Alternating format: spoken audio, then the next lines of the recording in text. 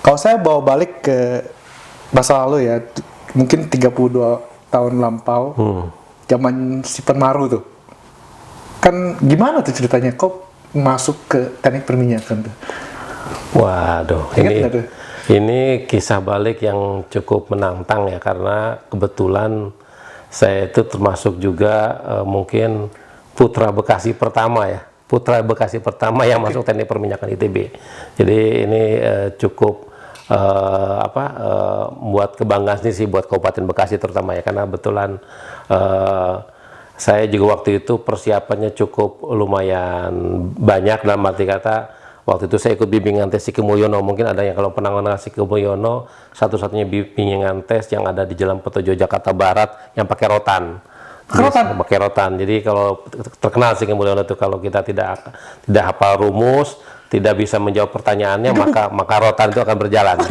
Jadi, tapi itu benar-benar memacu ya. Saya bayangkan dari Bekasi, kemudian naik bis kota sampai Pulau Gadung, dari Pulau Gadung kemudian naik bis kota jurusan Grogol, dari Grogol baru kita ke jalan kaki ke daerah Petojo. Itulah Siki Mulyono yang saya jalanin hampir selama berapa ya, hampir 3,5 bulan kali saya ikut bimbingan tes beliau. Tiap hari itu, Mas? Tiap hari saya pulang sekolah, saya berangkat ke Petojo. Berapa jauh itu? Oh, zaman dulu ke Bekasi itu lumayan, dari Bekasi itu mungkin bisa sekitar biasa 1,5 jam 2 jam ya kalau dia macet. Kalau bisa dari Bekasi saya jalanin itu karena saya yakin karena bimbingan tes Siki Mulyono itu cukup lumayan inilah, artinya terkenal dan kita terpacu lah dengan itu. Dan Sendiri itu, Mas? Sendiri ya, ternyata memang waktu itu tidak begitu banyak juga teman-teman dari SMA saya yang ikut bimbingan tes ke Jakarta, cuma mungkin ada beberapa orang aja, tapi termasuk saya salah satunya yang saya jalanin tiap hari. Kadang-kadang saya naik kereta juga dari Jakarta, dari Beos, dan turun di daerah Keranji, dan kadang-kadang juga sempat loncat dari kereta karena keretanya juga kan jurusan Bekasi langsung. Jadi ya itu saya jalanin lah, artinya saya jalanin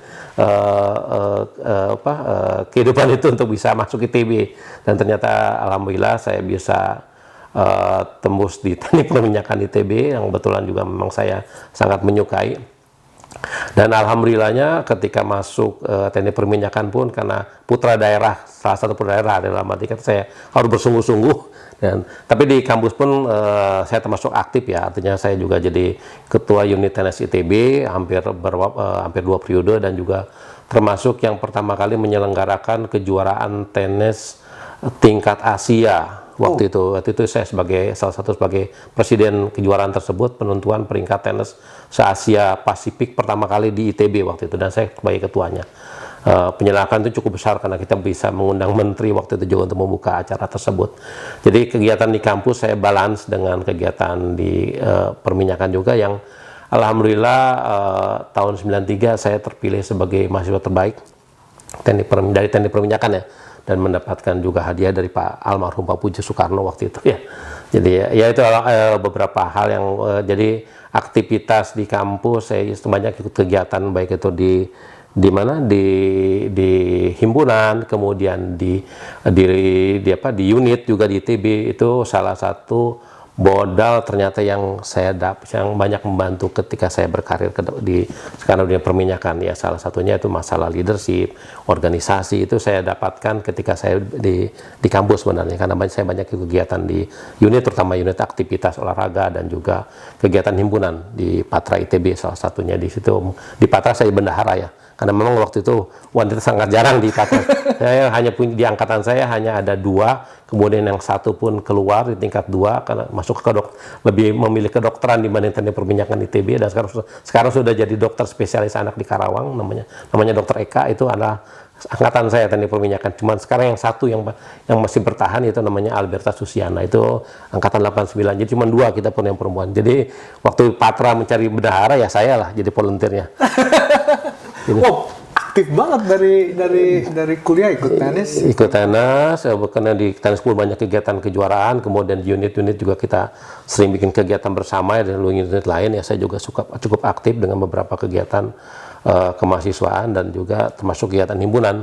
Himpunan juga cukup banyak ya, padat beberapa kegiatan. Patra kan banyak tuh, tiap tahun ada beberapa kegiatan, baik itu masalah simposium, seminar, kemudian beberapa kegiatan kemahasiswaan ya, termasuk ya panitia ospek juga kan, Iya, termasuk iya, iya. termasuk hal-hal yang rutin lah Iya, kita iya, kita yang termasuk dia jadi panitia kuliah kerja itu Iya. hal-hal itu mungkin yang saya alami dan jadi itu sebenarnya yang saya dapatkan untuk memberikan pendidikan keorganisasian secara langsung. Itulah yang saya jadi ketika turun masuk ke dalam dunia kerja pun hal-hal yang saya pernah jalani waktu di kampus itu banyak membantu. Jadi dan itu pun karena saya senang berorganisasi dulu itu ketika saya kerja kebetulan diterima di Total Indonesia. Jadi beberapa kegiatan eksternal pun saya jalanin di perusahaan tersebut ya kan sebagai bagian daripada life balance. Oleh itu saya suka tenis meja, kemudian musik itu pun bagian-bagian yang saya jadi saya pernah jadi ketua di Total itu jadi ketua Orsosbud, organisasi sosial budaya itu termasuk organisasi culture yang cukup besar di Total. Jadi tidak hanya memimpin orang-orang Indonesia nasional, juga ekspat juga. Jadi disitulah banyak beberapa kegiatan yang saya jalani dan di Kalimantan Timur pun kebetulan ya saya juga aktif di YATMI di waktu itu saya juga aktif di YATMI megang bagian pendidikan dan teknologi ya waktu itu ketuanya kebetulan dari Total Mas Suarmoko jadi ketuanya dan sebetulnya Ronald Gunawan saya bareng untuk Ronald Gunawan dan saya sama-sama membuat YATMI Balikpapan waktu itu di Kalimantan Timur waktu itu lah ya dan itu terus berlanjut terakhir mungkin sebelum tahun 2016 di Total di waktu di Balikpapan saya dipercaya oleh teman-teman sebagai ketua YITB Kalimantan Timur. Waduh. Di mana anggota saya ada sekitar 480 orang anak ITB, cukup banyak. Dan itu juga dan salah satu moto yang tadi Anda sebutkan itu hampir pas sebenarnya dengan masalah karena waktu itu saya punya visi yang cukup gampang yang namanya AFEP.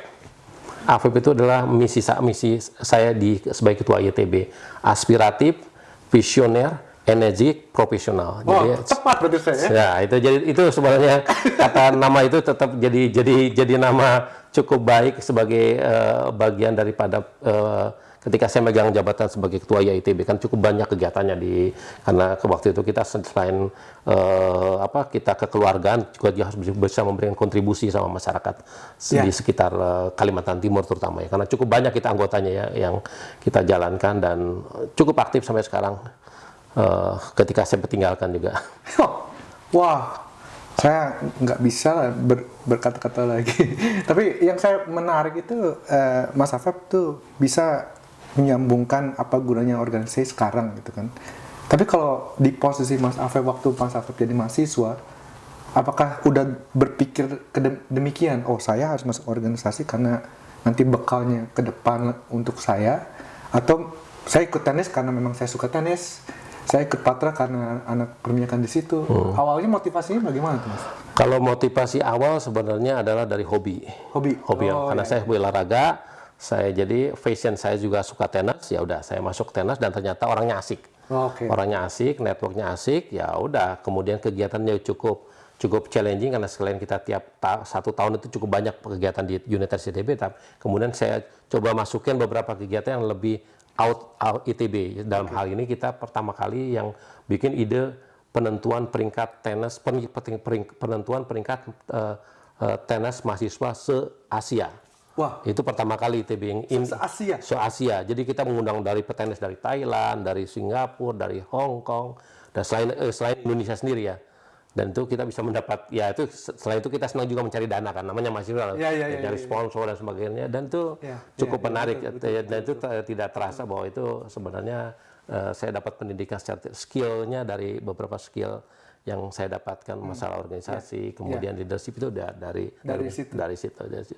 Nah ketika sudah masuk ke karir profesional lalu Mas Afef bilang tadi jadi ketua organisasi sosial dan budaya. Nah kenapa mau tuh? Itu motivasinya mungkin sama kah? Karena mau main atau gimana itu? Mungkin yang pertama juga kan itu kan melalui pemilihan ya. Kemudian juga ada amanah. Ada amanah mereka melihat figur saya cocok untuk bisa mendeliver yang namanya interkultural politik karena waktu itu Total itu kan tidak hanya orang nasional, ada orang ekspat juga gimana bisa menjembatani antara kegiatan